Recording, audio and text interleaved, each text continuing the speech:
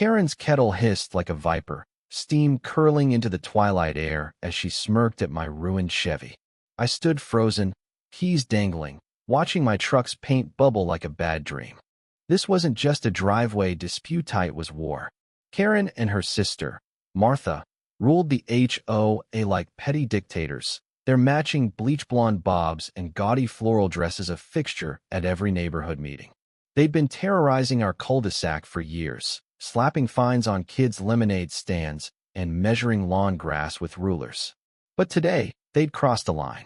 My truck, parked legally on the street, had somehow offended Karen's sense of suburban supremacy. Her solution? A kettle of boiling water, dumped with theatrical flair over my hood, while Martha cheered her on like a hype man at a bad rap battle. I'd just gotten home from a 12-hour shift at the warehouse, bones aching, when I saw the sisters storming toward my truck. Karen, the ringleader, waddled with purpose, her face a mask of righteous fury. At 300 pounds, she moved like a tank, her chunky gold earrings glinting with every step. Martha, leaner but no less venomous, trailed behind, clutching her phone, probably live-streaming the chaos to their HOA cronies. "You blocked my driveway," Karen bellowed, though my truck was nowhere near her property line. I tried to explain calmly, like you do with a toddler throwing a tantrum, but Karen wasn't having it. "You think you're above the rules?" she spat, her voice dripping with disdain. Before I could respond, she hefted the kettle and poured, the scalding water sizzling as it hit my truck's hood. The neighbors peeked from behind curtains, too scared of Karen's wrath to intervene. I felt my blood boil, not just for the truck me dad's old Chevy, the one we'd rebuilt together before he passed, but for the sheer audacity. This wasn't about a driveway. It was about power. Karen thrived on making people feel small, and today, I was her target. I called the cops, not because I wanted to escalate, but because I knew reasoning with Karen was like negotiating with a brick wall. She laughed when I dialed 911, her chins wobbling as she mocked me. "Go ahead, call your little police friends," she sneered. "They won't touch me. I'm HOA president." Martha nodded, filming me like I was the villain in her twisted reality show. I stood my ground, heart pounding, as the sisters taunted me, their voices a grating chorus of entitlement. The police arrived in under 10 minutes, sirens cutting through the humid evening air. Officer Daniels, a no-nonsense guy with a buzz cut and a clipboard, stepped out of the cruiser. Karen's smug grin faltered for a split second, but she quickly doubled down, launching into a tirade about neighborhood standards and my illegal parking. I pointed to the street sign public parking, clear as day, and showed Daniels the damage to my truck. The hood was a mess, paint peeling like sunburned skin, the metal warped from the heat. Daniels raised an eyebrow, then turned to Karen.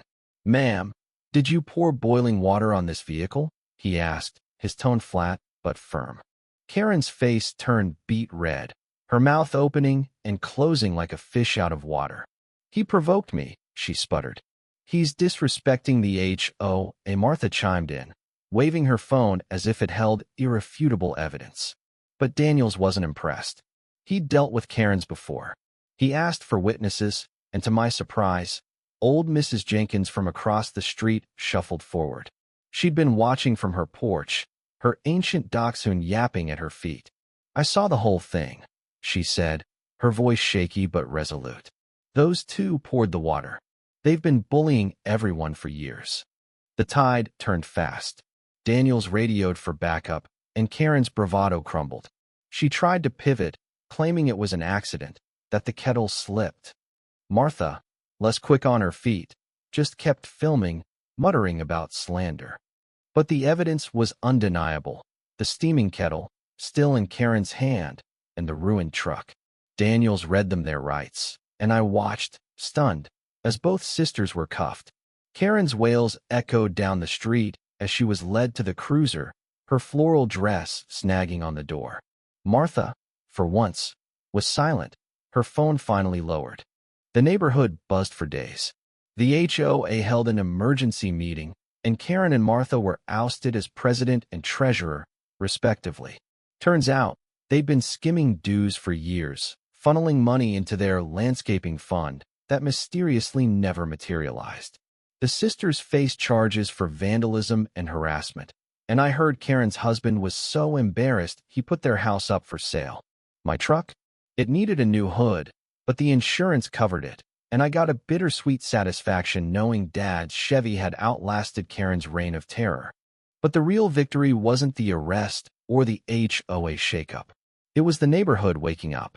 People started talking, sharing stories of Karen's petty tyranny, fines for unapproved mailboxes, threats over kids' chalk drawings.